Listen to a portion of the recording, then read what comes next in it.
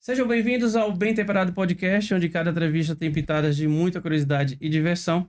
Eu sou Marco Souza e hoje vamos ter um programa um pouco diferente. Abril é um mês muito importante, é um mês de conscientização sobre o autismo, um período dedicado a ampliar o diálogo, a empatia e o entendimento do transtorno do espectro autista ou TEA. Queremos ir além nesse programa da conscientização e falar da inclusão, aquela que acontece no dia a dia, seja em pequenas atitudes, né, ou nas grandes mudanças que a gente pode promover e principalmente mudar a sociedade para esse entendimento. Para enriquecer essa entrevista, temos duas convidadas muito especiais, a Isis Bacelar, analista de comportamento, pós-graduada em autismo e análise de comportamento, e a Fabiana Santos, esteticista e cosmetóloga, mãe do Miguel, que hoje tem 3 anos, autista. Fabiana e Isis, muito obrigado pela presença de vocês. Obrigada. Obrigada a você. Aqui a gente tem uma pessoa que promove um trabalho de desenvolvimento das habilidades sociais para os portadores de TEA, sejam crianças, jovens ou adolescentes, para que elas tenham uma vida normal. Do outro lado, nós temos uma mãe que precisa lutar diariamente para desenvolver uma criança contra todas as dificuldades que existem na sociedade e, ao mesmo tempo, não abrir mão da felicidade da criação e educação. Para começar, eu tenho uma pergunta para as duas. Na visão de vocês, o que significa empatia em relação às famílias que convivem com o autismo?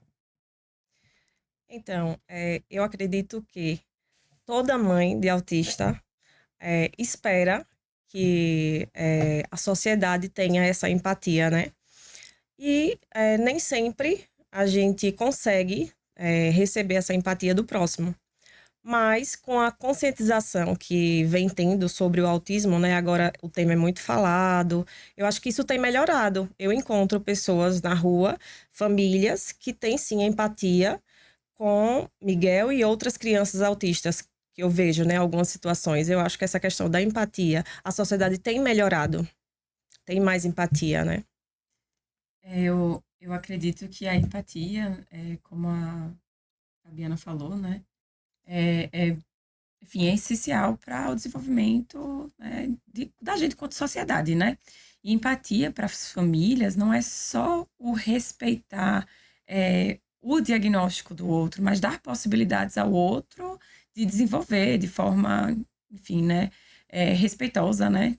E ter empatia às famílias, né, principalmente mães que são aí bastante lutadoras, né, dos direitos e dos seus filhos, né, e da sua família. Então, ter empatia, ela vai respeitar o outro, respeitar a família, acreditar nas potencialidades do indivíduo que tem um diagnóstico. E entender é só um diagnóstico, né? Mas tem muita coisa a oferecer, né, a gente enquanto sociedade. Fabiana, a gente vai falar um pouquinho do Miguel. Certo. Você e Marcel, como foi receber o diagnóstico? Como passou naquele momento? Foi pesado. Receber o diagnóstico foi pesado, porque eu não tinha conhecimento sobre o autismo e nem Marcel também, né, meu marido. Então, o pouco conhecimento que eu tinha, muito pouco, era de famílias que tinham crianças e adultos autistas, mas no nível severo. Então, quando surgiu a possibilidade do diagnóstico, foi muito sofrido, tanto para mim quanto para Marcel. Teve alguma coisa que chamou a atenção para que vocês... Que é importante também a gente deixar essa ideia para que quem esteja em casa assistindo a gente...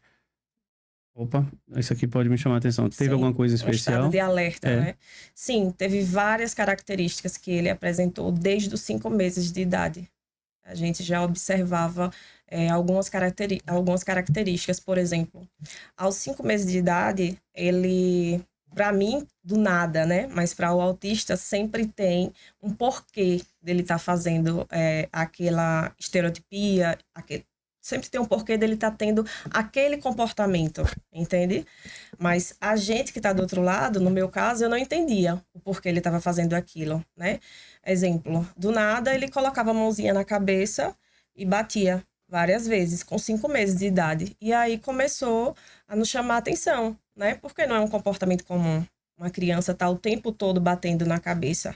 Eu acho que naquele momento ele se sentia sobrecarregado e não conseguia colocar para fora, né? Não conseguia, até porque ele tinha 5 meses, né? Um bebê, né?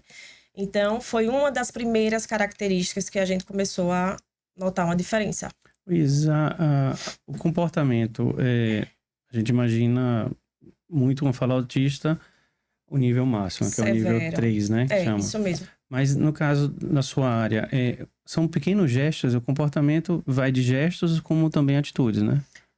Quando a gente fala em um diagnóstico de autismo, a gente segue o livro, né?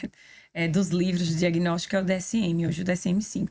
E o DSM-5, ele dá ali 3 características que precisam ter, que o indivíduo precisa ter para ser diagnosticado. Sejam elas, como a Fabiana falou, as estereotipias, que podem ser motoras, vocais, né? O corpo, uma mão, né? Como ela comentou sobre o Miguel. Comportamentos, né? O atraso de fala, né? E que também é muito visto, então, esse atraso da fala, mas também, e também uma outra terceira característica, né, que é do critério C, que é de ser desde a infância.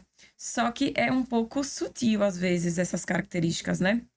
Como, por exemplo, a gente fala no critério de atraso de fala, mas tem crianças muito pequenas que falam bastante e que geram uma dúvida, será que é autista ou não? Mas a gente tem que prestar atenção no que tipo de comunicação. Na verdade, a gente presta atenção na comunicação daquele indivíduo. Então, fala, mas é uma fala mais robotizada, é uma fala mecânica. Observar que também dentro do critério, a gente olha muito para os déficits, né? A criança que não fala, a criança que não faz. Mas e a criança que faz muito além do esperado também deve ter esse olhar cuidadoso, né, do profissional e entender que pode ser, sim, um diagnóstico de autismo. Eu acho que a gente podia aproveitar esse momento para poder deixar claro que autismo não é uma deficiência, porque a gente fala ainda existe a ignorância, autismo. É uma pessoa deficiente. Não, autismo é uma característica. Você falando isso, eu me lembrei de uma pessoa chamada Jorge, eu até salvei aqui, Jorge Martin. Ele é campeão mundial de MotoGP. Ele pilota uma moto a 300 km por hora. E ele é autista. O que chama a atenção nele? O nível de concentração dele é acima do normal de uma pessoa. O Jorge, ele memoriza as pistas e antes da corrida ele está sentado na cadeira de olhos fechados fazendo o movimento da moto. Isso chamava atenção. Até que a família disse, ele é autista. Aí fala, como? Um cara que é piloto e campeão mundial. Não, ele tem um comportamento diferenciado. Seria mais ou menos assim, né? Atípico, né? Diferente do neurodesenvolvimento. A gente espera que a criança ela desenvolva de uma forma, né? De acordo com a normal, ciência. Né? Exatamente, né? Normal, um comportamento típico. E aí, a criança ela sai da curva, por exemplo, então ela tem um desenvolvimento atípico, né? Diferente. Então, uma pessoa que tem um hiperfoco, mas não é só gostar de algo, não é só gostar muito daquilo. Ela passa de uma linha do que é realmente considerado típico para a nossa sociedade. E que causam, e devem causar muitos déficits na vida dele, né? Um desconforto, uma sobrecarga, prejuízo, exatamente. Autismo tem prejuízo. Seja ele nível de suporte 1, seja ele nível de suporte 2 ou 3. Fabiana, primeiro filho, e aí você tem esse diagnóstico que muda ali. No início, eu fiquei bem assustada, com medo e um pouco triste, confesso. Porque como eu não tinha conhecimento, né, sobre o autismo, e como eu falei, o pouco que eu tinha era de pessoas que tinham nível severo, o que é que eu imaginei? Que meu filho não ia falar, que meu filho não ia interagir socialmente, entende? Eu achei que ele fosse ter prejuízo cognitivo. Imaginei muitas coisas ruins, né? Então, óbvio, como ser humano, no início eu fiquei triste, mas durou pouco a tristeza. Eu sabia que ele precisava muito de mim, então eu deixei a tristeza de lado e pensei nele 100% e de imediato procurei ajuda. Isa, você participa alguns momentos desse momento de diagnóstico ou já fica mais para frente quando os pais procuram você para fazer o suporte? Eu já recebi muitos pacientes que não tinham diagnóstico e a gente fez uma investigação, né? Outros pacientes que tiveram diagnóstico, os pais, né, que tiveram diagnóstico recente e trouxeram para a intervenção. Alguns levam para a intervenção, mas ainda muito abalados, né? Naquele processo que se chama de luto. E o que é normal, né? A família, ela cria uma expectativa em cima do seu filho e ninguém espera que aquele filho vai sair daquela linha de tipicidade, né? E, obviamente, que os pais ficam ansiosos, né? Para o filho poder, né? conseguir desenvolver. Né? Isso. Então, não é nada de anormal se comportar dessa maneira. Na verdade, é completamente normal. E é muito bom a fala de Fabiana, de, obviamente, que cada família com sua realidade. Isso. Mas de que, apesar da dificuldade e da preocupação, você buscar, né, ajuda, buscar terapia, buscar um profissional que possa dar o caminho das pedras para que aquela criança possa desenvolver. A gente pode dizer que o autismo sempre... Não é que sempre, mas ele não é novo, né? As pessoas... A gente vai analisar assim... Sim. Van Gogh, Beethoven, principalmente o pessoal... Einstein, pessoas... Tesla, pessoas... Diferentes. Se tivesse estudo, divulgação, internet na época, poderia se dizer que essa pessoa... Sim. E na verdade, o autismo, ele existe, né? Há muito tempo. Não é um transtorno moderno, surgiu. recente que surgiu, né? O que acontece é que o DSM, por exemplo, ele traz lá na medicina, né? Ele traz características que antes não eram vistas. Então, assim, há alguns anos atrás, e até poucos anos atrás, o autismo era sempre o nível 3 de suporte. Então, é um nível, né, que se considerava como severo. Então, pessoas que, inclusive, eram consideradas loucas, que eram institucionalizadas. E hoje o diagnóstico ele mudou por conta do desenvolvimento da ciência, né, da neurociência, e entender que o diagnóstico, ele como é um espectro, você tem diferentes características, diferentes pessoas em níveis diferentes, né? Então, hoje, o que antigamente só era diagnóstico de autismo para pessoas que tinham comportamento, né, muito distante, muito diferente, né? Sim. Então, um nível de suporte maior. Hoje, você tem o nível 1 e nível 2 de suporte. Então, você tem muito mais diagnóstico. Aí, a gente consegue entender que o autismo sempre esteve. A gente é que ainda não tinha, em termos de geral mesmo, né? De ciência, de medicina, não tinha um entendimento completo do que era esse transtorno. Fabiana, 3 anos com o Miguel. Sim. Teu entendimento é totalmente modificado em 3 anos, né? Totalmente, Porque você teve mais acesso, mais estudos, mais acompanhamento. Eu costumo dizer que hoje Miguel é outra criança, né?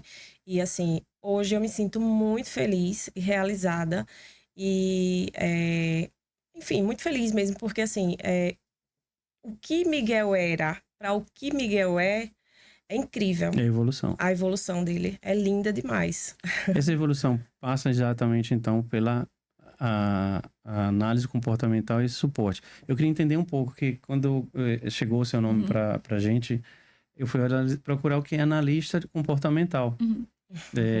Imaginei que é alguém que fica... o tempo todo, né? Vigiando o que o outro eu queria tá entender fazendo. um pouco o que é e como ela contribui no desenvolvimento. Porque o analista comportamental não necessariamente tem que estar somente com a pessoa com espectro autista. Ela pode fazer em várias situações. Exato. O que seria exatamente a análise comportamental? Bom, a análise de comportamento, eu acho que é importante dizer que ela é uma ciência, né? Uma ciência experimental e aplicada, né? Então, a gente tem esses dois viés, né, dentro da análise do comportamento.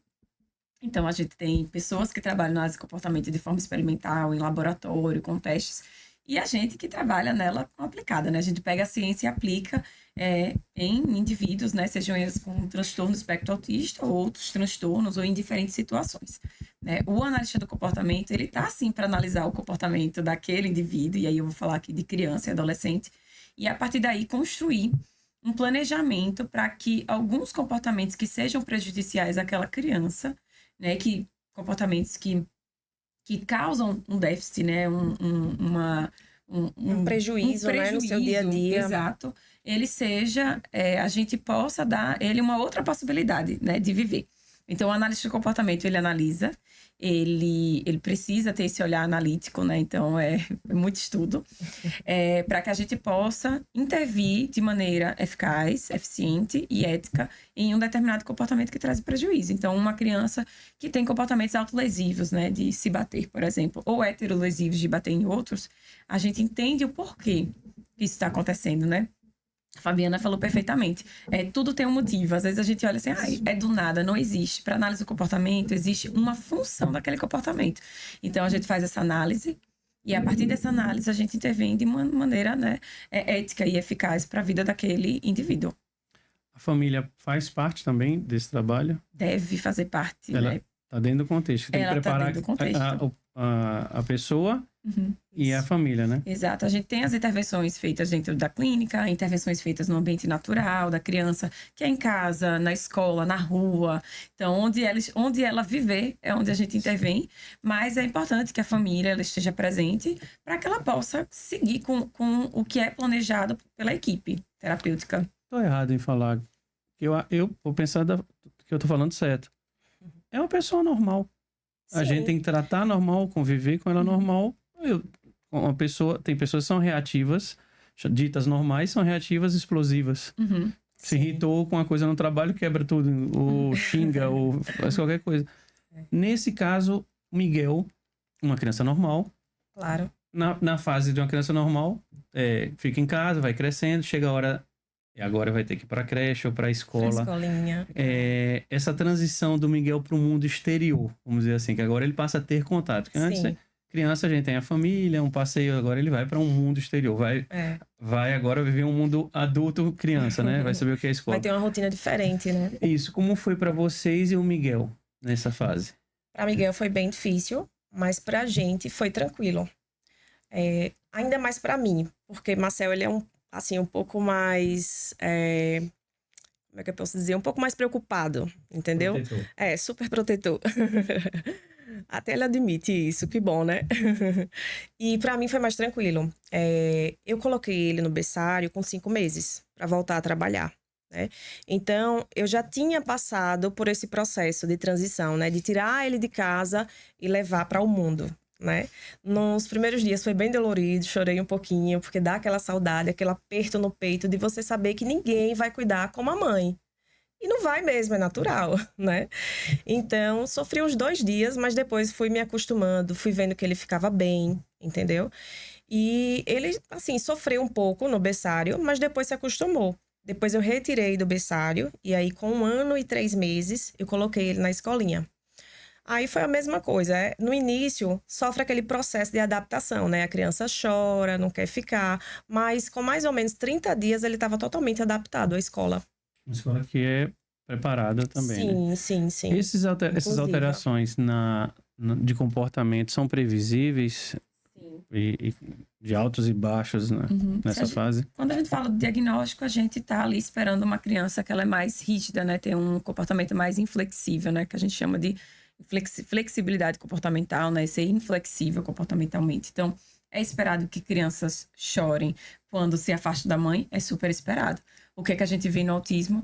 Um nível maior de frustração, um nível maior dessa inflexibilidade, de raiva, sabe? Então, quando a gente fala do autismo, a gente presta atenção nesses comportamentos que eles têm uma frequência e uma intensidade, principalmente, muito maior do que uma criança atípica. Então, é esperado essa dificuldade na transição de ambiente, transição de pessoas, de situações. É completamente esperado.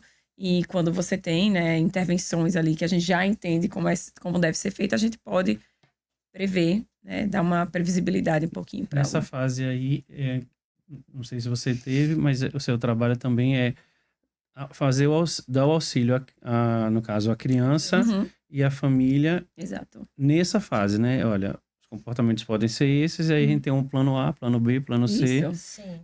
Se não tiver, ajuda também, né, o Miguel teve? Teve, sim. A gente conversou bastante, né? Eu e a psicóloga dele, né, que é a Nanda. E aí ela já me preparou. Na verdade, eu também já esperava, né, que ele fosse ter essa dificuldade inicial. Mas, assim, depois de 30 dias foi muito tranquilo. E teve, sim, a questão que a psicóloga nos ajudou. Ela sempre dizia, olha, você pode fazer isso, você pode deixar, um exemplo, uma naninha com ele, com cheirinho, para que ele, né, lembre de você. Enfim, alguns objetos, assim, que ele se sente mais seguro, né? A criança autista normalmente tem hiperfoco, né? Miguel, por exemplo, ele tem hiperfoco em bola. Então, ele fica bem quando ele tá segurando uma bola. É um objeto de segurança, né, para ele. Então, dicas como essa nos ajudou. Escola. Você falou um termo, escola inclusiva. Na visão de vocês, as escolas precisariam ser escolas especiais? Eu vou dar minha opinião. Escola tinha que ser escola. Todas iguais. Porque, vou falar por mim, quando você cria uma escola inclusiva, você está separando. Eu acho que se você coloca numa escola onde outras Especial, crianças né? normais, É, as pessoas ditas normais estão, sim, ele está inserido na sociedade como sociedade. pessoa normal. isso. Para vocês, como é que as escolas hoje estão para isso? Assim, é um assunto um pouco polêmico, né? Falar de Sim. escola, porque acho que nossa sociedade ainda está aprendendo bastante sobre a neurodiversidade em geral, né? Seja ela do autismo, o TDAH, enfim, entre outras neurodiversidades, né? E eu concordo também, essa separação de escola não deve existir. Talvez em outros lugares tenha uma escola chamada especial e que funcione bem, porque tem já uma sociedade, uma comunidade ali preparada para isso. Mas eu acredito que a nossa realidade ela ainda não permite isso. Na verdade, a gente precisa que as escolas que a gente tem hoje, né, escolas tradicionais, elas entendam e compreendam que crianças com um diagnóstico, elas podem e devem ter adaptações, está previsto por lei, inclusive, né? E que a gente pode incluir, né, que essas crianças e adolescentes façam parte da comunidade escolar, assim como qualquer outra, né? A gente tem alguns modelos de escola, por exemplo, canadenses, que são escolas tradicionais, e dentro dessa escola você tem salas chamadas de salas de educação especial, em que aquele indivíduo ele faz parte do modelo tradicional, mas em algum momento ela pode sair para fazer uma atividade extra durante, enfim, um período específico do tempo em uma outra sala e ela retornar. Então, ter um projeto, um programa que possa adaptar, né, e incluir aquele indivíduo. Eu vou fazer um pouco visionário e sonhador, sabe? O que é legal é que se a gente hoje tiver essas escolas normais para todos, eu tô imaginando uma sociedade para frente, porque se a criança começar a conviver com uma criança que precisa de uma atenção maior, ela vai entender e vai se tornar um adolescente, um adulto mais consciente para esse tipo de pessoa. Não vai alimentar nenhum tipo de preconceito, né? Mais empatia. E mais empatia, acho que Com o próximo. agora a inclusão ela precisa ser feita pensada, né? Então, o que é que a escola pode fazer, trazer para esses outros alunos, né? De fato, criem esse sentimento de empatia, de respeito com o outro, né? Então, a inclusão ela precisa ser pelo menos agora, né, um projeto para que seja construído. Então, que tipo de discurso que os professores, a escola está fazendo para esses alunos, né? Como é que aquele professor, ele se comporta em relação a esse aluno atípico, para que os outros sigam como modelo. A gente tem dentro da análise do comportamento, inclusive, alguns artigos científicos de peer mediation interaction, né? Que são de interações mediadas por pares. É riquíssimo quando você tem crianças típicas mediando o ensino, o desenvolvimento para uma criança típica. Ela se adapta fácil. É muito mais fácil aquela criança seguir o seu par do que seguir o adulto, por exemplo. Então, quando você está trabalhando dentro do autismo, da inflexibilidade, às vezes a gente tem aí um outro diagnóstico, né? Um subdiagnóstico de TOD, transtorno opositor desafiador. Então, às vezes, a figura de autoridade do adulto é mais difícil daquela criança seguir. Então, se você tem um par que ele possa mediar essas interações e o desenvolvimento, é fantástico. Então, se a gente tivesse escolas comprometidas com o desenvolvimento, com a ciência, teríamos escolas, assim, perfeitas, né? Sim. Falando de escola, Fabiana, Sim. teve dificuldade para achar... Vamos falar de Aracaju. Sim, claro. Teve dificuldade... Não muito. Eu visitei, né, algumas escolas, procurei pessoas conhecidas que pudessem me dar boas referências, né? E encontrei essa, que um familiar me indicou. Visitei, conversei muito com a diretora, que é dona também, e percebi que tinha, sim, uma boa inclusão, né? Os neurônios espelhos são maravilhosos, porque nos ajuda muito, né? Ajuda a criança, na verdade, a aprender com o outro, né? Com os pares, como ela falou. O pai e a mãe ensinando é diferente da criança ver outra criança fazendo e aprender. É muito mais fácil ela ver a outra criança fazendo e aprender, entende? Então, assim, a escola é muito importante para o desenvolvimento do autista. Na escolha, Isis, o que cuidados os pais têm que observar? Lógico, referências, mas Sim. aqueles que não têm referência, uma pessoa para indicar. O que precisa ser feito para observar e não errar? Eu acredito que toda escola, a nível de Brasil, né, e Sergipe também, tem muito ainda o que aprender sobre a neurodiversidade, porque também é um tópico relativamente novo, né, no estado. Eu acho que não é só escolher, fazer, enfim, pedir referências, mas os pais, né, estarem dentro daquele ambiente, estarem presentes no ambiente. Sim. Isso faz uma diferença muito grande. Então, saber o que está acontecendo, trazer as indicações, o que é que o profissional da equipe traz para a família, trazer para a escola também. Então, construir, caso a escola ainda não tenha, né, algo necessário, mas construir junto com a escola aquele ambiente acolhedor e rico em desenvolvimento. Muitas pessoas falam dos 3 estágios, né? O nível 1, 2 e 3 do TEA, que cada um tem suas dificuldades de interpretação das necessidades, das vontades, dentro, logicamente, das suas características. Esse acompanhamento comportamental, feito por um profissional, ele consegue controlar, prevenir, adaptar as situações, as reações, assim. Sim, assim, primeiro que a gente tem que lembrar que cada indivíduo tem uma característica distinta, né? Mesmo dentro do espectro autista. E o profissional, né? O profissional que faz essa análise, né? O analista do comportamento, ele precisa ter esse olhar para cada pessoa, entender cada nível de suporte e, de fato, pensar não só no agora, mas o que é que aquele comportamento ou aquela habilidade que está ali em déficit ou que a gente precisa ser trabalhada, ela vai impactar a vida do indivíduo no futuro, né? Dentro da análise do comportamento, a gente fala sobre dimensões do comportamento, da análise do comportamento. E dentro dessas dimensões, a gente fala sobre a necessidade de ter intervenções que são eficazes e efetivas para o comportamento, para o indivíduo, né? Perante a sociedade. Mas não é as que eu acho que são boas e que são ruins, mas é que são boas ou que precisam ser trabalhadas de acordo com a necessidade de cada indivíduo. Então, prever, né, situações estressoras para aquele indivíduo, entender que eu estou trabalhando isso porque daqui a tanto tempo ele vai utilizar isso. Então, o que é que eu posso...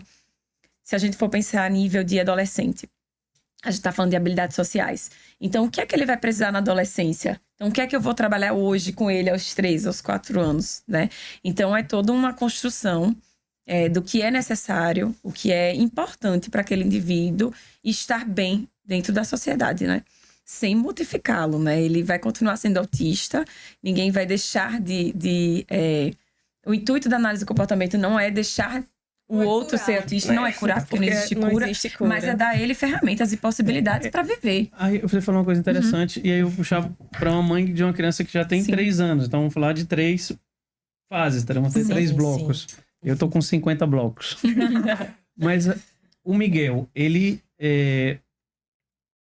evoluiu como um autista e como indivíduo por suas fases. Então, a minha pergunta em cima, Miguel, e o seu trabalho, Izzy. É possível que esse acompanhamento, essa análise comportamental e toda essa prevenção, você consiga, não que curar, mas diminuir e ter um autista mais controlado, porque se trabalha o ambiente dele, ele já começa também a entender. É possível isso? A ideia é você diminuir os déficits da vida daquele indivíduo, né?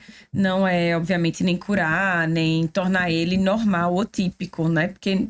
não vai ser, mas é diminuir os déficits. Então, se ele tem uma rigidez comportamental que está trazendo prejuízo na vida dele, a gente trabalha em cima disso, né? Dá a ele essas ferramentas, assim. Então, aquela criança, o nível de frustração dela é completamente diferente, né? De frequência e intensidade. Então, o que eu vou ensinar a estratégias de autocontrole, de o que é que eu posso fazer para estar em um determinado ambiente. Então, por exemplo, a gente tem algumas crianças que não gostam do contato social. Eu não vou ter como forçá-la ou fazer com que ela goste daquele contato. Mas eu vou ensinar sim. Às vezes a gente precisa entrar em contato com o outro. E é assim que você vai funcionar. E é assim que você pode fazer. E é aqui onde você não consegue mais, que você já está ficando, por exemplo, irritado ou estressado, que você vai se comportar dessa maneira para se te retirar daquele ambiente. Então, inclusive, dá ferramentas para esse indivíduo de dizer, cara, eu não quero estar aqui. Então, eu vou me retirar. Ou eu estou ficando muito irritado e eu vou me retirar desse ambiente, porque esse ambiente não tá legal para mim. Isso, Miguel, conseguiu apresentar nos 3 anos? Essa melhora? Sim, aquela explosão ser mais contida? Sim. Ele tinha ele tinha baixa aceitação à frustração, né? Então, tudo que eu dizia não para ele ficava muito irritado, né? Se autoagredia, agredia o próximo quando ele recebia o não. Então, ele tinha uma baixa aceitação. a essas frustrações. E melhorou muito com as terapias, né, que ele fez e ainda hoje faz, melhorou muito. E isso vem também de você entender o comportamento dele e evitar Sim. situações, né? Sim, também. Os pais, ao longo do tratamento, vai aprendendo muito a lidar com a criança, né? A tratar a criança da maneira adequada, né? Acolher é muito importante no momento de crise. Então, tudo isso faz com que o estresse dele vá diminuindo, entendeu? Então, por exemplo, do que a gente estava falando de nível, Miguel, hoje ele está no nível 2, né? Ele tem uma falha na comunicação. Tem algumas palavras, uma historinha curta, ele não consegue contar de forma que o outro entenda. Então, se daqui a alguns anos, que eu tenho certeza que vai acontecer, daqui a alguns anos ele vai ter essa habilidade, vai melhorar muito, ele pode regredir para o nível 1. Não é isso? Ao longo dos anos e com as intervenções, um indivíduo, né, ele pode ter o nível 1 de suporte, ou, por exemplo, o nível 3 em algumas coisas da vida e o nível 2 em outras coisas, né? Tem uma Instagrammer, youtuber, não sei exatamente se ela é youtuber, não lembro, mas é Carol Souza Autistando. Ela é uma autista. Sim. E ela fala que em determinadas coisas ela é nível 3 de suporte, em determinadas coisas ela é nível 2. E eu conheci, por exemplo, aqui em Aracaju, autistas que são nível de suporte, faz doutorado, faz isso, aquilo, mas que contaram a gente que, por exemplo, existia alguma fase da minha vida que eu era nível 2 ou nível 3, porque eu estava em depressão. Então eu não conseguia ficar sozinho, né? Eu não conseguia fazer algumas atividades de forma independente. Então, aquele indivíduo, ele pode transitar entre alguns níveis, a depender da situação que ele esteja vivendo. Geralmente, quando a gente tem toda criança, em geral, ela é um nível de suporte 3, certo? Porque toda criança de 2, 3 anos precisa do pai e da mãe para fazer quase tudo. Para fazer quase tudo, né? Obviamente que uma criança autista e, enfim, vai ter uma dificuldade maior, às vezes demora mais para aprender alguma coisa, e ao longo dessas intervenções ele vai diminuindo o nível de suporte em algumas coisas ou em outras, né? E é até importante falar que mesmo quando a gente tem um indivíduo que não fale, não quer dizer que ele é nível de suporte 3. Ele pode não falar, usar um comunicador, né, para se comunicar com todos à sua volta, e pode ter um outro nível de suporte que não seja o 3. Então, é bem interessante a gente perceber, né, que esse nível de suporte ele tem a ver com o quão independente e autônomo aquele indivíduo é de acordo com as suas tarefas da vida diária, né? Fico pensando quantas pessoas, eu não vou falar dos famosos, quantas pessoas até hoje, com toda a tecnologia, mas os pais não têm esse acesso às informações e não que maltratam, eles não entendem a criança, né? Sim. E aí podia ter sido acompanhado, melhor preparado, né? Fico pensando isso, porque eu não consigo achar, como você disse, não é uma doença do século XXI. Uhum. É uma coisa que já tinha uma deficiência. É uma coisa que já tinha. As pessoas são assim. Se a gente falar de pessoas famosas, quem está assistindo, você falando, eu citei o caso do Jorge. O Messi, por exemplo, ele é nível 1. E qual é o diferencial dele? Ele não consegue se comunicar muito tempo em público, ele não dá entrevista. Aí fala assim, mas no jogo ele fala, ele discute. É o ambiente que ele se sente seguro. Sim. Quando ele sai do campo, que ele precisa dar uma entrevista, que junta a repórter, ele trava, ele fica assustado. E aí, quando se falar, não, Messi tem autismo. Como? Ele joga bola. Não, o nível de autismo dele, o que ele queria, ele não consegue estar perto muito das pessoas. Mas dentro do campo, com mais 21 pessoas, 20 jogadores, ele se sente confortável, seguro para estar no ambiente dele. Saiu dali. Isso tem pessoas que estão no trabalho, que têm dificuldades, pode ser algum tipo, né? Sim. São os níveis em cima. Fabiana, Sim. os principais desafios de uma mãe no dia a dia. Olha, para mim... Não a criança. A criança dá trabalho sempre. Toda criança dá trabalho. Eu ainda sou uma criança do trabalho dos meus pais, mas... Para mim, né, hoje o que me dá mais trabalho é lidar com as crises, né, dele. Porque nem todos os dias nós temos dias bons, né? Tem dias bons e dias ruins. Você tem que ter uma vida normal também, né? Isso, eu não sou só a mãe de Miguel, né? Eu sou a Fabiana, sou a esposa, eu sou a dona de casa, agora estou retornando ao mercado de trabalho, né? Então, assim, um exemplo. Não, aconteceu um dia de eu não estar legal e Miguel apresentou uma crise. É muito difícil, porque você já não está bem, mas você precisa acolher a dor do outro, né, do seu filho, e precisa acalmá-lo, precisa conversar, ter essa paciência, essa resiliência, e às vezes acontece da crise demorar, entendeu? A crise às vezes demora, e aí, para mim, isso é o que mais, assim, vamos dizer, eu tenho ainda uma dificuldade de lidar, sabe? Mas aos poucos a gente vai conseguindo. Isa, no caso, os pais, independente da idade, é necessário também que ele tenha autonomia? Ele viva a vida dele com autonomia. O Miguel com 3 anos não, mas 10, 12 anos, ele sabe ir ao banheiro sozinho, ele sabe pegar um copo de água sozinho. É preciso dar essa autonomia ou ser... Ele tá ali, mas eu tô aqui olhando.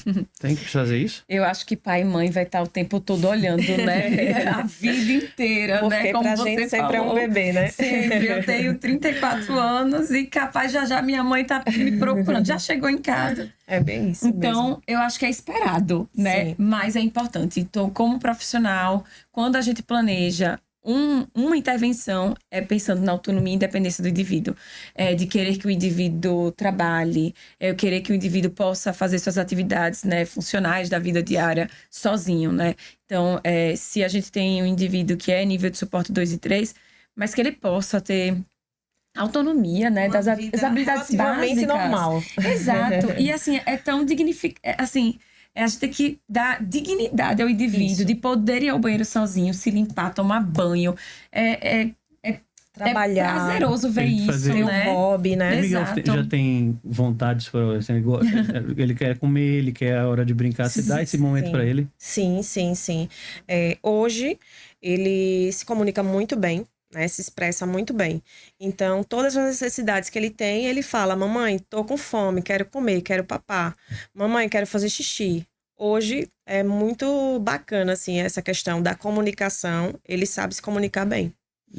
Antes ele não tinha, era bem difícil. Como é que você se adaptou? Porque é uma adaptação, sim, né? Sim. Esse nível de adaptação para o jeito do Miguel ou os pais com outras crianças. A adaptação não pode também mudar você, né? Você tem que ter o jeito. Sim, mas você não pode deixar de ser você, né? Claro. Eu agi por instinto. Então, quando ele não conseguia se comunicar de maneira clara, eu agia por instinto. Eu imaginava qual era a necessidade dele para eu conseguir suprir. Um exemplo, às vezes ele estava jantando e aí a comida acabava, ele comia tudo e aí do nada, para mim, né, era do nada, ele começava a chorar bastante, ficava vermelho, se batia e eu não sabia o porquê aquele choro todo, né? E aí eu comecei a pensar em alternativas. Eu pensava, será que ele quer um suco? Ele quer um líquido? Será que ele quer mais comida? Porque ele não se comunicava de forma alguma, nem de maneira alternativa. Porque tem crianças, por exemplo, autistas e não autistas que não sabem falar, mas se comunicam de alguma forma. Por exemplo, ela quer comer, ela faz esse gesto. Ela quer beber, ela pode fazer esse gesto. E Miguel não fazia. Então, foi bem difícil, eu ficava muito estressada, cansada e preocupada, né? Em tentar acolher ele e decifrar o que era que ele queria me dizer. Então, eu ia ali me virando mesmo, trazia o suco, aí ele não queria, limpava ele, né? Alguns autistas têm sensibilidade, né, ao toque, a texturas e tal. E aí eu fui percebendo que era que estava incomodando para ele naquele momento e aí segui. Lá no início foi instinto mesmo. No início a gente falou que a família faz parte dessa análise comportamental. Na parte da família, seria fazer a interpretação, treiná-los a fazer leituras de gestos, de sons, faz parte dessa Esse suporte à família?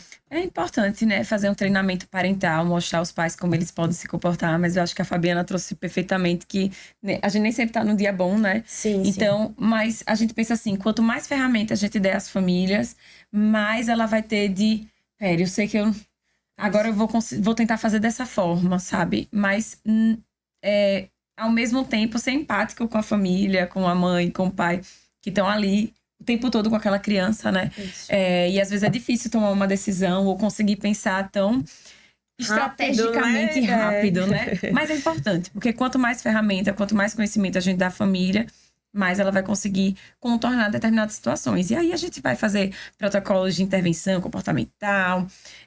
Eu gosto muito de fazer, a gente gosta muito de fazer lá na equipe protocolos de intervenção de crise. Então, o que fazer nesses momentos, né? Como é que eu posso reagir nesse momento? Então, é importante que a gente inclua a família em todas essas etapas do desenvolvimento, né? Da intervenção do filho, né?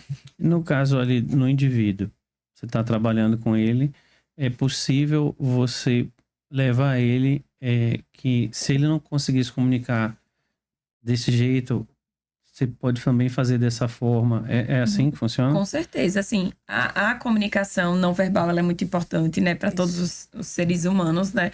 Então, utilizar dos gestos, a gente vê dentro do diagnóstico do autismo uma dificuldade maior de imitação do outro, então, possivelmente menos habilidades de imitação, mas a gente vai ensinar, está previsto dentro das nossas intervenções, ensinar a imitação.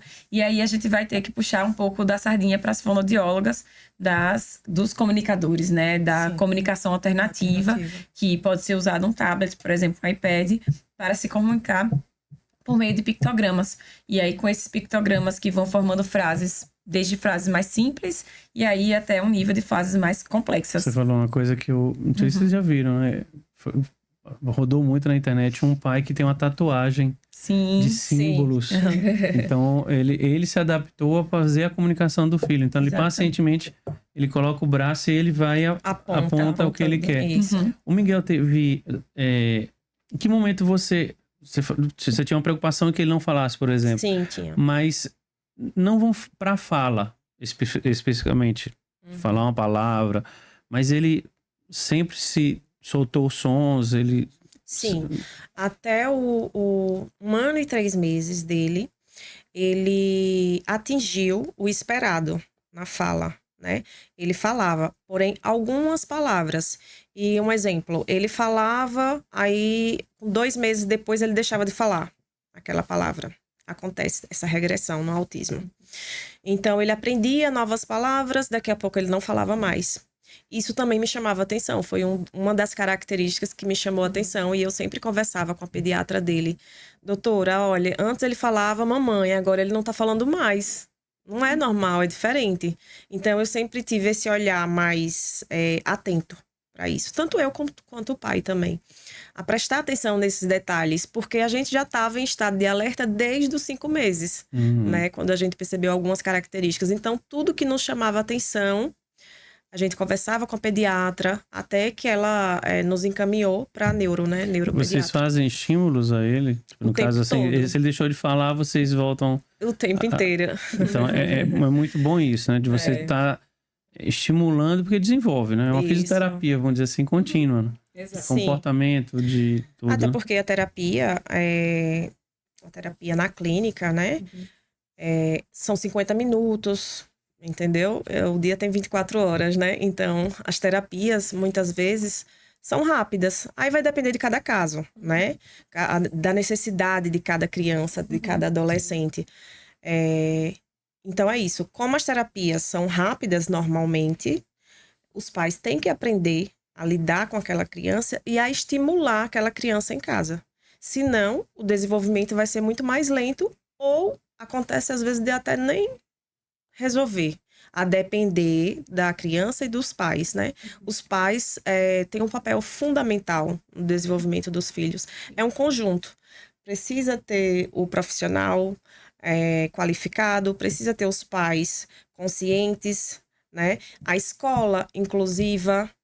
Então... A sociedade também. Era isso que eu ia dizer agora. Realmente, a sociedade precisa estar atenta e saber, né, como lidar com a criança e a estimular a criança. Isis, os locais públicos precisam de que tipo de mudança para criar um ambiente socioafetivo? Nossa, eu acho que tem muitas mudanças, né? Mas a gente já tá vendo, inclusive, aqui em Aracaju, locais como bares de praia, que tem adaptações, cadeiras, eu acho que chama anfíbia, que consegue colocar pessoas, né, que têm uma deficiência motora a estar dentro da água. O Parque da Sementeira, por exemplo, tem uma placa bem grande de comunicação alternativa. Então, todas essas adaptações, elas são possíveis para fazer na sociedade, né?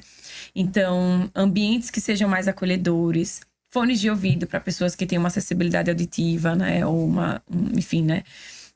Então, todas essas pequenas adaptações, elas podem ser incluídas, como o tipo de calçada, né? E aí a gente fala de diferentes deficiências, né? Diferentes transtornos. Essas adaptações são os gatilhos, né? E assim, é previsto por lei, né, que tem adaptações razoáveis para. Vou voltar assim, uma casinha, quando a gente fala de autismo, em termos de diagnóstico, a gente fala de um transtorno, mas por lei, por exemplo, a gente pode falar que autismo é uma deficiência. E está previsto lá, por lei, as adaptações razoáveis. Então, assim como uma pessoa que tem uma deficiência visual, ela precisa daquela muleta para caminhar, ou um cão-guia. As calçadas com a marcação. As calçadas com a marcação. A pessoa... Né? Às vezes, exato. Então, a pessoa autista, ela também precisa de adaptações razoáveis, né? A gente fez agora, semana passada, um evento, que já é a sua 5ª edição, e desde a 3ª edição, até a pedido de pessoas autistas adultas, em que a gente mudasse a palmas, ao invés de bater palmas, que era bem cômodo a uma parte de pessoas que estavam participando, que a gente fizesse em libras, né, assim, de bater palmas. E é importante a gente ouvir, né, enfim, pessoas que possam contribuir, né, que são pessoas autistas, contribuir com o nosso desenvolvimento mesmo pessoal, profissional, para ter um local mais inclusivo, né? Miguel, como é que ele fez essa não adaptação, como ele se inseriu nesse ambiente público? Então, algumas coisas no início, né, da infância dele, hoje tá tranquilo, graças a Deus, mas no início, por exemplo, quando ele estava em um ambiente que tinha muitas pessoas, um ambiente público, muitas pessoas conversando ao mesmo tempo, por exemplo, um shopping, né, aquilo irritava muito ele, estressava muito ele, o barulho de pessoas conversando o incomoda. Mas hoje os shoppings oferecem, né, os fones de ouvido.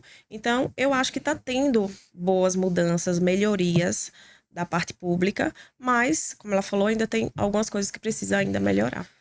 Eu vou entrar num tema que, para uma profissional e para uma mãe, pode ser difícil vocês responderem, mas, infelizmente, a gente vive num mundo que ele tem muitas doenças, inclusive doença de caráter. A glamorização do autismo.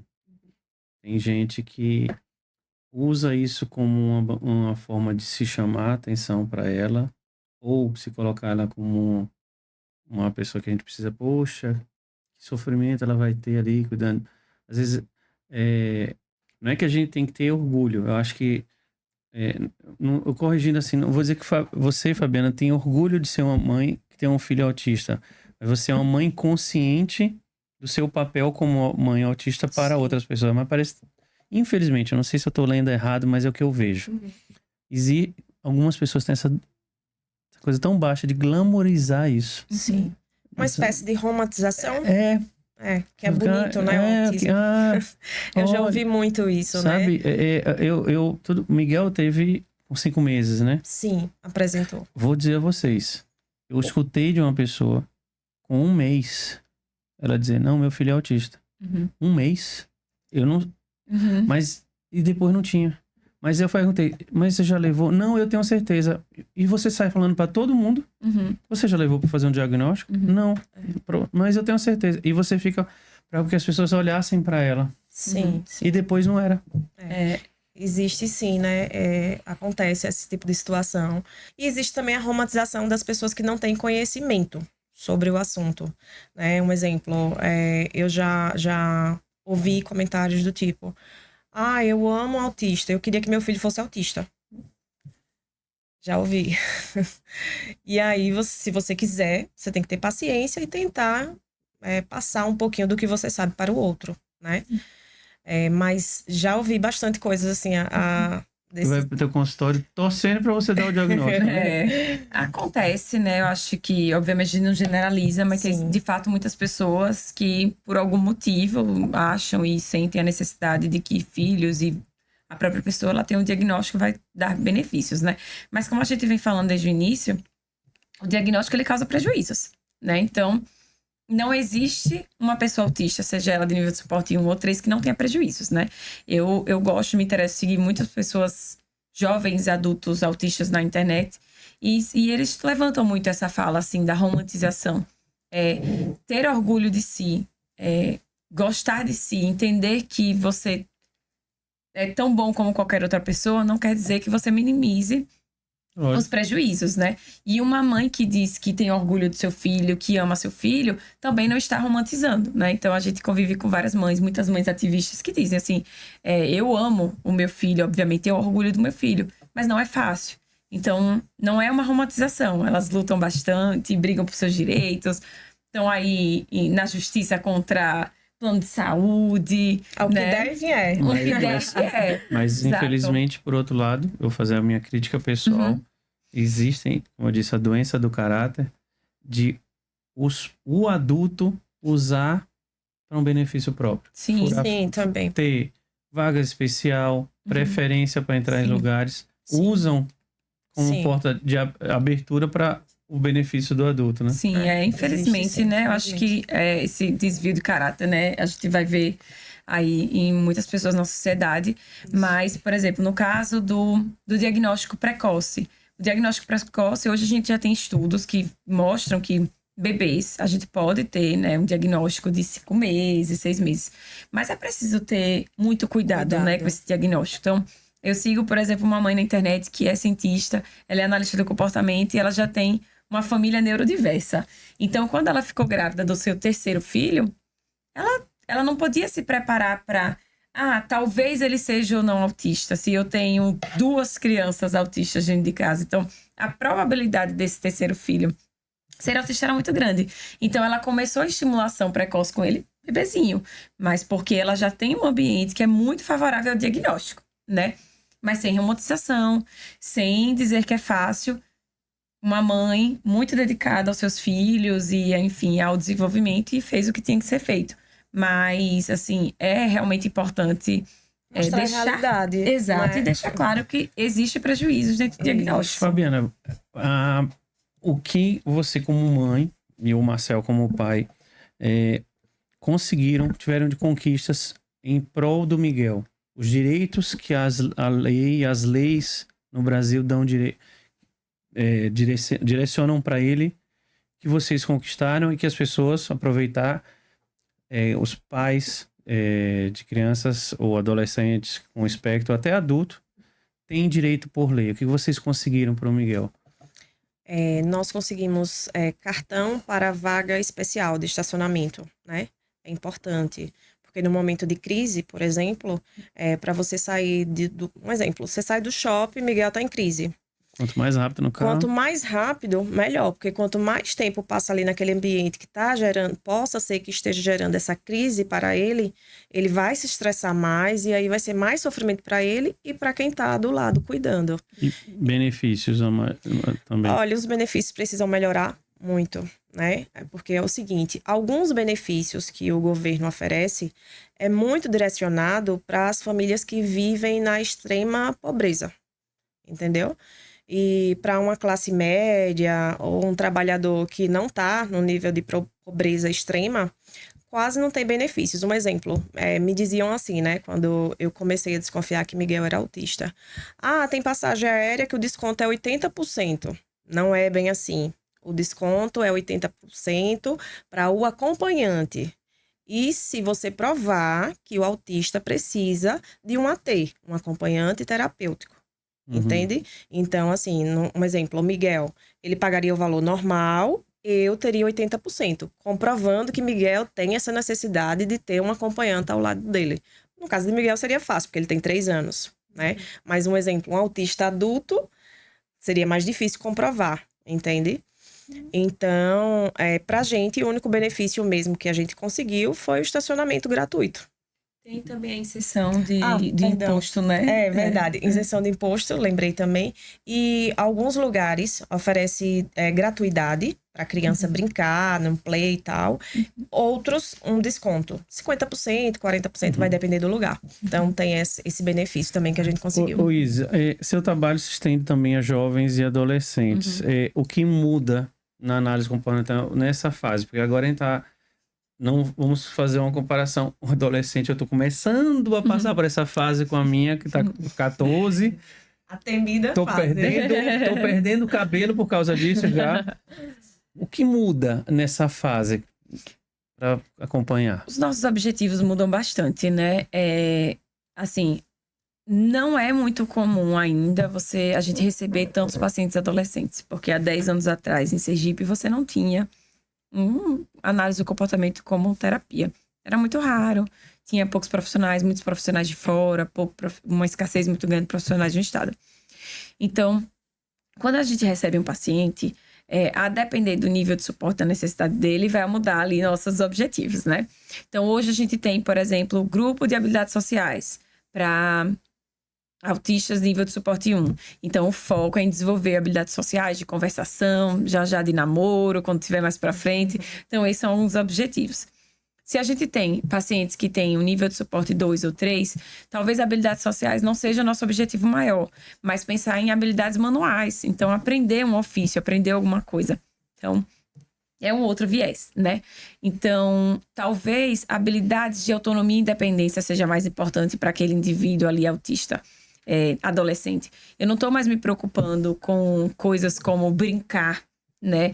E aquela imitação básica. Eu estou preocupada com aquele adolescente, aquele jovem, ele ser independente, ele ser autônomo nas suas atividades, né?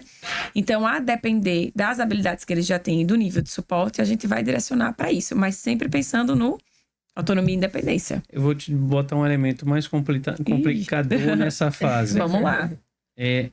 É uma fase onde, normalmente, o comportamento muda muito por conta de hormônios. Exato. E aí? Nossa, aí a gente vai trabalhar da educação sexual, vai trabalhar sobre as questões mesmo do corpo. Tem alguns programas terapêuticos, como, por exemplo, ensinar os ciclos, que a gente chama de ciclos da intimidade. Então, quem é o desconhecido? Quem é aquela pessoa conhecida? Quem é o abraço? Quem é o beijo? Né? Com quem eu posso sair, né? Então, essa pode ser também um dos nossos objetivos. O terror dos pais, né? Aí junto, porque vai ser uma fase desafiador, né? Fabiana, eu tô feliz que ainda tá um pouco distante, né? Crescendo um menino bonito aí. Sou suspeita para falar da beleza dele, né? Controlar vai ser difícil. Nessa fase, tem algum tipo de comportamento muito comum nesse grupo, que você vê em vários comportamentos diferenciados, que é comum? Se a gente for pensar em critério de diagnóstico, por exemplo, de pessoas que não foram diagnosticadas antes, né? E a gente vê aí um autista nível 1. Se eu pensar em meninas, que é um diagnóstico completamente diferente, você tem, por exemplo, uma menina mais tímida, uma menina mais fechada, uma menina que... Não gosta muito de toque. Não gosta muito de toque, não tem muitos amigos, por exemplo. O menino também, né? Mas o diagnóstico de menino, ele é mais delicado. Diferente. É muito mais difícil você diagnosticar ali na primeira infância. Então, você pode ter esse comportamento de uma menina, né? Porque ela é tímida, ela é fechada. Então, para quem ainda não tem o diagnóstico, um adolescente que não tem o diagnóstico, isso é importante ver. Mas, em geral... o comportamento não... Eu tem essas mudanças, como você falou, hormonal mesmo, de adolescente, mas varia muito de cada pessoa, né? Mas hoje a gente vê muitos adolescentes que a gente recebe nessa vibe de conversar, de já gostar de um menino, de uma menina. Então, esse comportamento de mais interesse no outro. Ele, no caso, nessa idade, ele já tem... Vamos falar de nível 1. Eles têm a fala normal, o raciocínio normal. Mas a gente tem que preparar ele para um mundo adulto. Exato. Que tipo de trabalho vocês fazem? Porque assim, uma hora ele vai precisar ir para um ambiente de trabalho, uma faculdade. Como é que é um trabalho nessa fase? Então, o que a gente tem feito a nível de projeto mesmo profissional dentro do meu espaço é trabalhar atividades manuais. Então, a gente tem ensinado alguns adolescentes a fazer brownie, a fazer biscoito. Então, a gente tem pensado em expor eles a diferentes situações e ambientes. Teve, acho que há 1 ano e pouco, 2 anos atrás, se eu não me engano, a gente levou ele para uma cafeteria.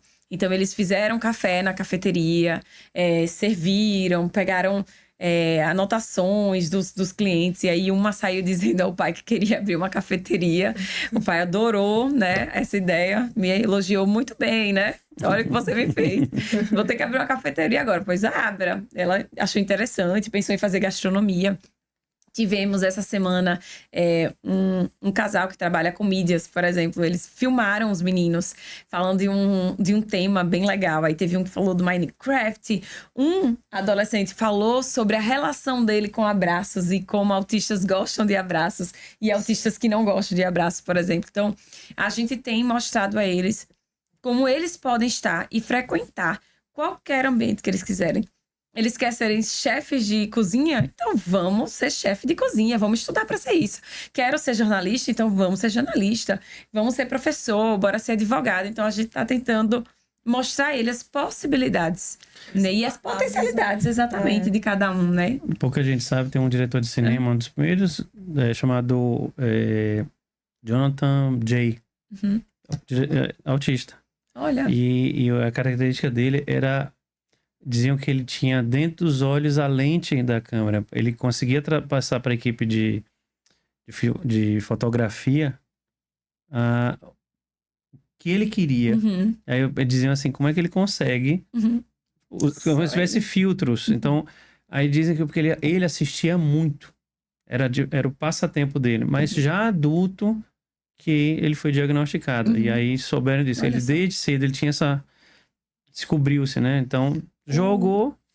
O Anthony Hopkins também tem uma matéria que diz que ele também foi diagnosticado como autista nível 1, entre outras estrelas de Hollywood, né? Mas aí a gente tá falando do nível 1, mas também tem pessoas de nível 2, nível 3 de suporte que estão fazendo trabalhos, assim, fantásticos. Então, teve uma matéria, inclusive, de um garoto que não falava, mas ele tocava piano. E ele fez uma composição de uma sinfonia, se eu não me engano. Foi isso mesmo, eu vi, fantástico. Exato. Então, os que pintam, os que fazem pinturas, assim, fantásticas. Então, é um mundo de possibilidades, né? É só dar essas ferramentas, eu vou pegar né? um gancho que é nessa hora onde a sociedade pode ser tão inclusiva que as empresas podiam ter essa visão de nível de concentração ou de uma habilidade. Vou dar, por exemplo, o Jô Soares falava do filho dele, que ele conversando, digamos, está conversando com vocês dois, ele dizer, Fabiana, a voz dela é no tom tal, só de ouvido. Então, uma pessoa dessa trabalhando num lugar onde tem essa sensibilidade, você está incluindo ela na sociedade, dando uma oportunidade de trabalho e pegando justamente aquela melhor parte dela, porque são pessoas com habilidades fora do comum. Eu voltando lá no início, eu ando de moto, acompanho MotoGP, mas quando saiu a notícia, eu comecei a olhar esse piloto. E aí, quando eu vi o vídeo dele no box antes da corrida, falei assim, gente, ele decora metro a metro da pista. Ele fecha o olho e faz uma volta de cabeça, de olho fechado, e ele simula o ângulo de inclinação que ele vai fazer com a moto. Isso é uma habilidade... absurda, né? Fora da curva. E aí, campeão de MotoGP numa extrema facilidade. Vocês têm noção... É o piloto que tem o menor ângulo de inclinação numa curva. Ele encosta o ombro no chão, numa curva. Só ele consegue fazer. Porque ele sabe o ângulo de entrada, o ângulo de saída, porque ele tem uma habilidade social. Quantas pessoas têm essas habilidades, né? Estão aí, soltas. Você consegue ver algum, assim, um jeitinho que o Miguel tem de falar, isso aí é... Sim. Que é dele. Sim, sim. A habilidade dele é jogar futebol, é o esporte, né? Desde pequenininho, a primeira vez que ele viu uma bola, o hiperfoco dele em bola é de nascença. Porque tem alguns autistas que adquirem, não é isso? O Miguel não, ele tem o hiperfoco de nascença em bolas. Então, desde a primeira vez que ele viu a bola, ele ficou fascinado.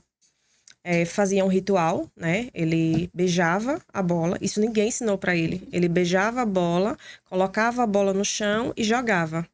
Então, como ele pratica muito isso, ele tem o hiperfoco nisso, ele é muito bom jogador de futebol, basquete, É corintiano? Não, o pai é São Paulino, pelo amor de Deus. E aí tem um pouco para você, Fabiana. Como a rotina das pessoas próximas podem influenciar no comportamento e comprometer ou ajudar a segurança emocional? Eu acredito que, assim, né, cada unidade familiar tem, obviamente, uma forma de lidar, mas eu acho que muda bastante, né? Então, o contato que a gente tem com todas as famílias que a gente tem envolvimento, né, por conta da terapia. Então, um restaurante específico, né, uma saída do final de semana, a comida, né, que é pedida. Então, as atividades mesmo de lazer da família, às vezes muda bastante, né? Então, todo final de semana vai à praia, todo final de semana vai numa pizzaria X, ou apesar daquele adolescente, aquela criança gostar de um hambúrguer, mas só vai no mesmo lugar. Então, às vezes, quando principalmente você tem outros filhos, né, é bem delicado, né? Porque acaba que toda a dinâmica familiar vai mudando. Então, a gente muda, né? E a gente tem, por exemplo, eu conheço uma família que eles viajam todos. Mas, às vezes, a mãe fica com o que é autista, um pouquinho assim, mais reclusa para deixar ele um tempinho, enquanto que os outros estão se divertindo. Daqui a pouco todos se juntam. Sim. Então, saber, entender até onde vai também o limite, né? De cada um. Para que todo mundo possa se divertir, curtir uma viagem, um passeio, né? Um momento em casa também, né? Essa rotina tem que ser normal, né? O tempo todo. Só com seus cuidados. Exato. Eu acho que o importante é você entender o limite, né? Então, essa família mesmo é fantástica. Eles saem para tudo. Eles adoram sair, adoram passear.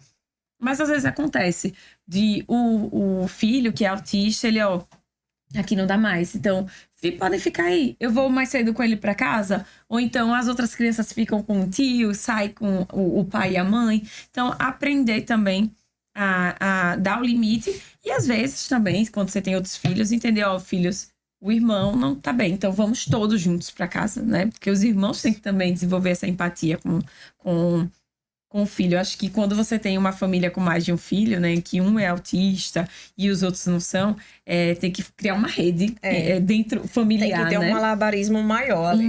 Exato, né, para que estamos todos aqui por ele, mas ao mesmo tempo que nós respeitamos a individualidade de todos também, né? Claro, é importante também. É importante, mas como uma família também que tenha um filho só, também entender, né? O pai e a mãe vão sair para um lugar específico, mas pensar, poxa, naquele barzinho, aquele restaurante, eu não vou porque não tem um brinquedo, vou ali para um outro lugar que ele gosta mais. Às vezes até ir sempre no mesmo local que a criança já está habituada, né? É muito bom. E aí, mais facilidade, ele né? já conhece, tem a previsibilidade, exatamente, né, que eles adoram, né? Você tá aqui dando entrevista agora. O Miguel fica ansioso que você não tá em casa? Ou ele entende, não, ela vai sair, vai voltar? Não, ele não entende. Inclusive, eu atrasei um pouquinho. Não entende. Não, ele não entende. Por enquanto, não. Todas as vezes que eu vou sair, eu converso com ele, né? Mamãe tá saindo, eu tô saindo agora, eu vou voltar a tal hora. Tento dar essa previsibilidade para que ele se sinta um pouco mais confortável. Mas ainda ele não aceita tranquilamente, não. Ele fica perguntando para o pai a todo momento, mamãe. Tipo, ele tá brincando, tá ali feliz, mas quando vem na memória, mamãe, entendeu? Fabiana, eu vou fazer uma pergunta um pouco pessoal, mas acho que vale. A gente tá falando aqui de mãe. E, gente, parte da criação sempre é a mãe. Mas, Marcel, e você acompanhando como profissional, os pais, nós cuecas, como é que, no teu caso, e como é que você vê os homens, os pais homens, a figura masculina ali, tá presente, tá entendendo, participando, ou ainda essa bucha fica contigo aí? No meu caso, o Marcel é um pai excelente. Graças a Deus, né? Eu posso contar com ele o tempo todo. E Miguel também, né? Então, assim, desde o princípio... Na verdade, o primeiro sinal foi até ele que percebeu e falou comigo.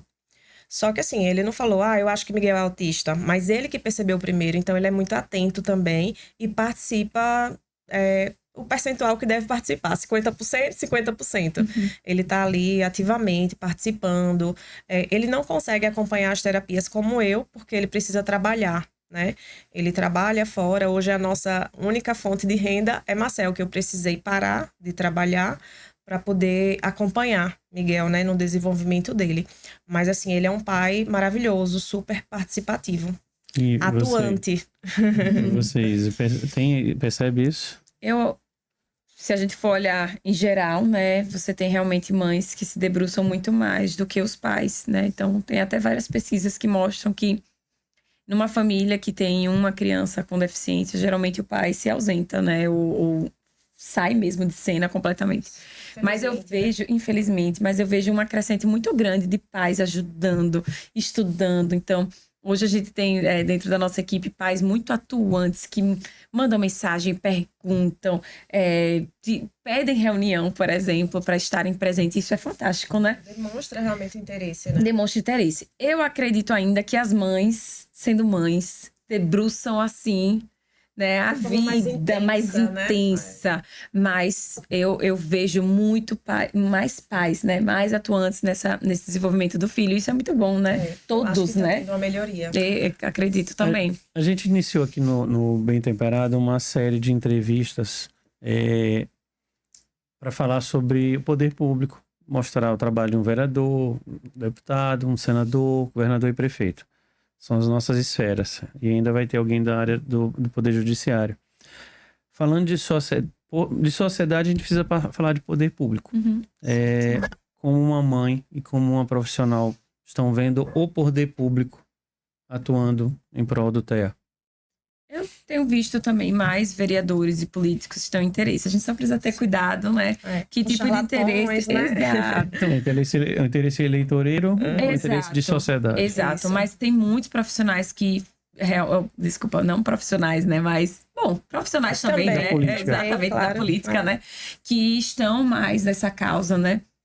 Tem mais interesse, tem mais engajados. Interesse. Algumas mães que estão dentro da política que estão fazendo aí um trabalho muito bom. Algumas mães que não são da política, mas que vão lá com tudo para forçarem mesmo, né? Mostrarem, olha, é isso aqui que acontece, é isso aqui que a gente precisa. Então, a gente tem aí uma crescente. Tem uma deputada, acho que estadual, se eu não me engano, a Andrea Werner, que é uma mãe. Ela é autista, ela tem filho autista e ela tem feito um trabalho excelente, né? A nível... ela é deputada em São Paulo.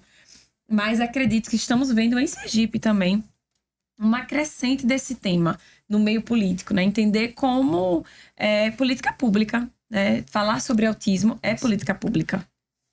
Lá no início a gente falou de empatia. Sim. Empatia tem que ser do indivíduo. A gente tá muito focado aqui falando na família, que tem a pessoa com espectro, mas a sociedade, ela tá também tomando essa guerra para a gente ter mais inclusão? Sim, eu acredito que tem melhorado bastante, né, Isis? Lógico, cada indivíduo, né, é único. Tem pessoas que, por exemplo, quando eu tô com o Miguel na rua, por exemplo, e aí ele apresentou uma crise. Tem pessoas que olham atravessado, achando que ele é mal criado, por exemplo. E tem pessoas que se aproximam, oferecem ajuda. Já aconteceu. Pergunta se eu quero ajuda. Então, eu acho que devido ao conhecimento hoje estar maior, a sociedade está se conscientizando um pouco mais. E aí eu encontro com pessoas que têm empatia e outras não.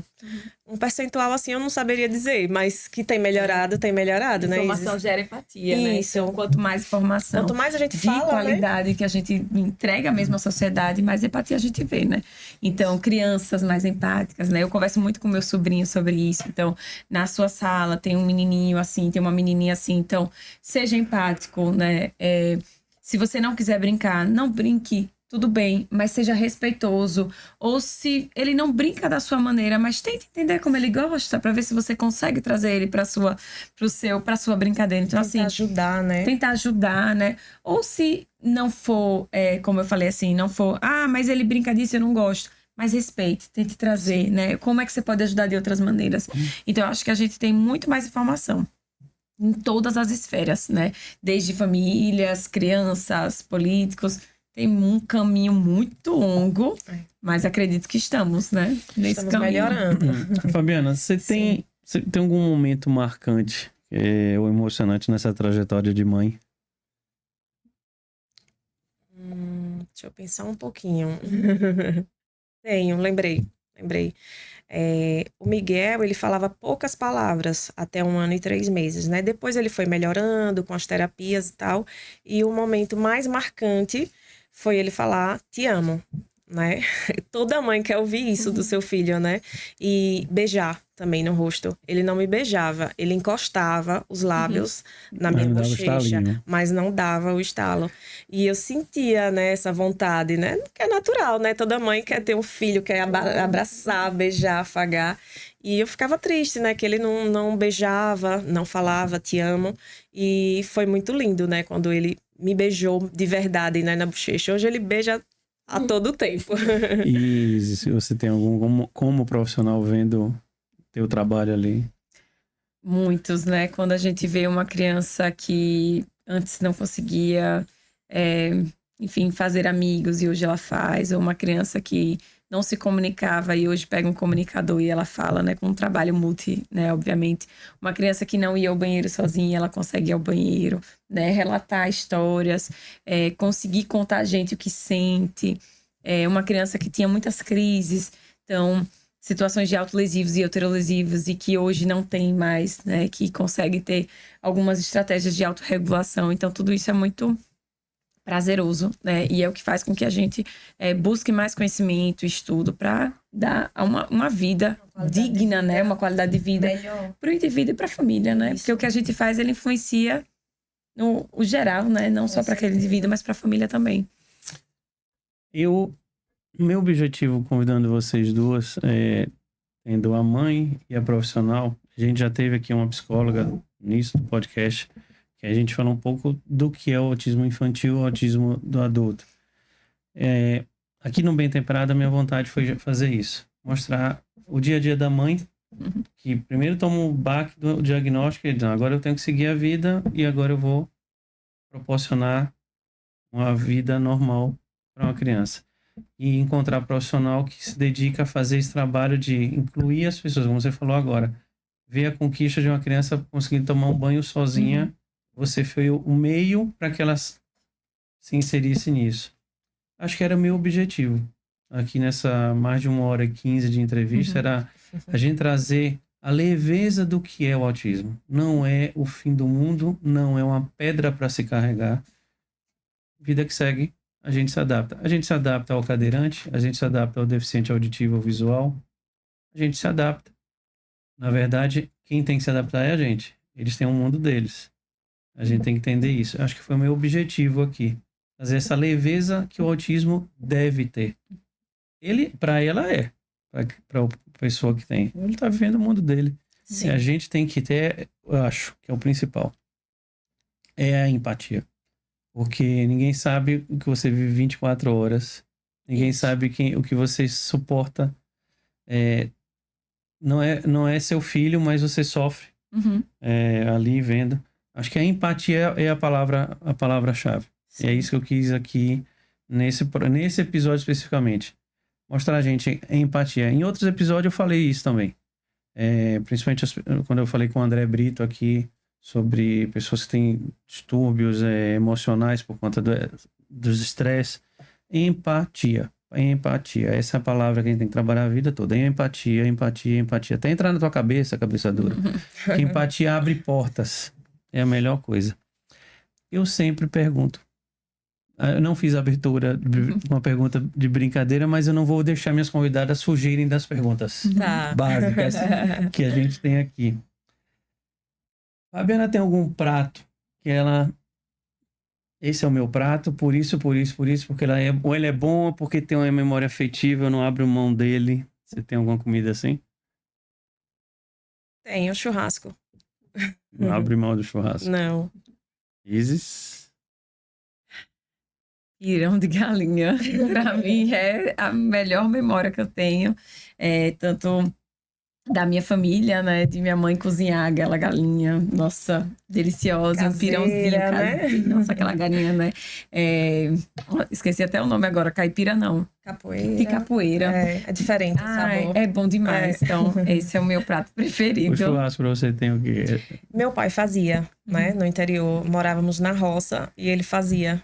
E aí tem esse significado, né? Afetivo. Vocês têm algo que não comem por nada nesse mundo. Nem me venha com essa conversa que eu não como.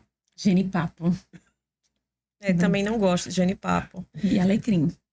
Alecrim, né? Também não.